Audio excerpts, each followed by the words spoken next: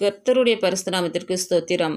இன்றைய நாளுக்கான தேவ வார்த்தை 2 கொரிந்தியர் 9ஆம் அதிகாரம் 6, 7 மற்றும் 15ஆம் வசனங்கள். பின்னும் நான் சொல்லுகிறது என்னவெனில், சிறுக விதைக்கிறவன் சிறுக அறுப்பான், பெருக விதைக்கிறவன் பெருக அறுப்பான். அவனவன் விசனமாயும் அல்ல கட்டாயமாயும் அல்ல, தன் மனதில் நியமித்தபடியே கொடுக்க கடவன். உற்சாகமாய் கொடுக்கிறவரிடத்தில் தேவன் பிரியமாயிருக்கிறார். தேவன் அருளிய சொல்லி முடியாத ஈவுக்காக அவருக்கு ஸ்தோத்திரம்.